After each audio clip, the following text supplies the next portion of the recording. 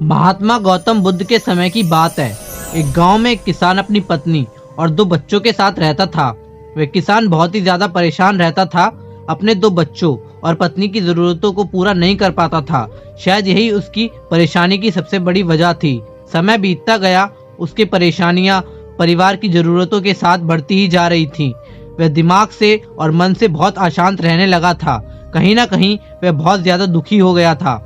अपने परिवार की जरूरतों को नहीं पूरा कर पाने की वजह से एक दिन उसने ये फैसला लिया कि वह अपने घर को, अपने परिवार को, अपने बच्चों को छोड़कर कहीं दूर चला जाएगा। अंततः वह मनहूस दिन और काली रात आ गई, जिस दिन वह अपने परिवार को, अपने बच्चों को, अपनी पत्नी को छोड़कर घर से कहीं दूर चला गया। वह किसान चलते ही गया, चलते ही गया। रात से सुबह हो गई, सुबह से फिर दोपहर, दोपहर से शाम, शाम से फिर रात, फिर सुबह हो गई। उस किसान की मन की पीड़ा इतनी ज्यादा थी कि उसके पैरों के छाले और पैरों से बह रहे खून के आगे फीके पड़ गए थे। ना भूख की चिंता, ना प्यास की चाह, बस चलता ही गया, चलता ही गया। आखिरकार जंगल में चलते चलते उसका शरीर इतना ज्यादा थक गया कि वह एक नदी के किनारे जाकर वहीं गिर पड़ा। कुछ घंटों बाद उस किसान को होश आया। वह बेचारा इतना ज्यादा प्यासा था कि तुरंत वह नदी के पास गया। जैसे ही वह पानी पीने के लिए हाथ पानी में डाला, उसे सामने नदी के उस पार कुछ लोगों का झुंड दिखाई दिया। उसने ध्यान से देखा तो उसे एक वृक्ष के नीचे महात्मा गौतम बुद्ध बैठे हुए नजर आए। वह तुरंत दौड़ के उनके पास गया और उनके पैर पर गिरकर बोला, हे महात्मा, हे भगवान गौतम बुद्ध, मुझे अपनी शरण में ले लें, मुझे अपना शिष्य बना लीजिए। महात्मा गौतम बुद्ध के शरण में आया हुआ कोई भी व्यक्ति खाली हाथ वापस नहीं जाता था। ये किसान तो केवल उनका शिष्य बनना चाहता था। महात्मा गौतम बुद्ध जी ने उसकी मनोदशा को देखते हुए उसे अपना शिष्य बना लिया।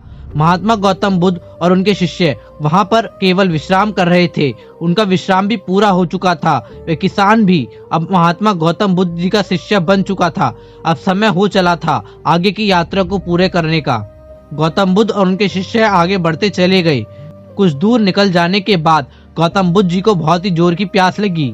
उन्होंने अपने इस नए शिष्य अर्थात किसान से बोला कि प्रिय शिष्य, जाओ, पास में एक सरोवर है, वहां से मेरे लिए पानी लेकर आओ। किसान बोला, जो आज्ञा भगवान। किसान सरोवर की तरफ चल दिया। सरोवर के पास जैसे ही किसान पहुंचा, उसने देखा कि उस सरोवर में बहुत सारे जानवर उछल कूद कर रहे हैं। वे सारे जीव जंतु किसान को देखते ही तुरंत वहां से भाग गए। किसान बहुत ही खुश हुआ और उस सरोवर की तरफ चल दिया पानी लेने के लिए। परंतु जैसे ही किसान सरोवर के पानी की तरफ हाथ बढ़ाया, उसने देखा कि पानी बहुत ही ज्यादा गंदा था। किसान निराश होकर वापस गौतम बुद्ध जी के पास आ गया। गौतम बुद्ध जी ने उससे पूछा, पानी कहाँ है? किसान ने दुखी भरे शब्दों के साथ कहा, हे भगवान, मैं जैसे ही उस सरोवर के पास पहुंचा तो मैंने देखा कि उस सरोवर में काफी सारे जीव जंतु उछल कूद कर रहे थे और उनके उछल कूद करने की वजह से उस सरोवर के जमीन के तले में बैठी हुई सारी गंदगी, सड़े हुए पत्ते उस पानी में घुल मिलकर एक कीचड़ का रूप ले लिए थे। यही कारण है कि मैं वह पानी लेकर नहीं आया, क्योंकि वह पानी पानी नहीं कीचड़ हो चुका था। महात्मा गौतम बुद्ध जी ने किसान की बातों को समझ गए और मुस्कुराते हुए उन्होंने कहा कि मैंने तुमसे सरोवर का पानी मांगा था, मैंने ये नहीं कहा था कि पानी अगर गंदा हो तो पानी लेकर मत आना। उन्होंने अपने दूसरे शिष्य से अनुग्रह किया कि जाओ और सरोवर से पानी लेकर आओ। उनका दूसरा शिष्य निकल पड़ा पानी को लाने के लिए और कुछ देर के पश्चात वह पानी लेकर वापस आ गया। आश्चर्य की बात तो ये थी कि दूसरा शिष्य द्वारा लाया हुआ पानी बिल्कुल साफ था और उससे भी बड़ी असमंजस की बात ये थी कि सारे के सारे शिष्य बड़े ही आश्चर्यचकित हुए कि ये करिश्मा कैसे हो सकता है, क्योंकि पहले शिष्य ने तो बताया था कि पानी कीचड़ हो गया था। महात्मा गौतम बुद्ध जी ने सारे शिष्यों को ये बताया कि जब सारे जीव जंतु उस पानी में उछल कूद कर रहे थे, तब उस दौरान उस सरोवर के पानी के तले में बैठी हुई सारी गंदगी, सड़े गले हुए पत्ते सब घुल मिलकर कीचड़ रूपी पानी का रूप ले लिए थे। परंतु जितने समय में प्रथम शिष्य किसान वापस आया और दूसरा शिष्य वापस गया, उतने समय में उन जीव जंतु को भाग जाने के पश्चात उस सरोवर का पानी धीरे धीरे शांत हो गया था।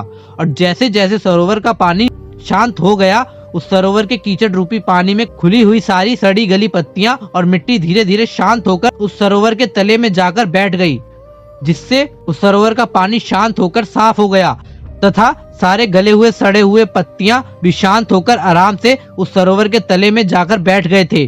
प्रिय शिष्य, अगर उस सरोवर में किसी भी तरीके का कोई हलचल नहीं होता है तो उस सरोवर की हर एक चीज जिसको जहाँ पर होनी चाहिए थी वहीं पर ही रहती है। उन जीव जंतुओं के हलचल की वजह से सरोवर के तले में बैठी हुई सारी सड़ी गली पत्तियां मिट्टी उस शांत पानी में मिलकर एक कीचड़ का रूप ले लिए थे।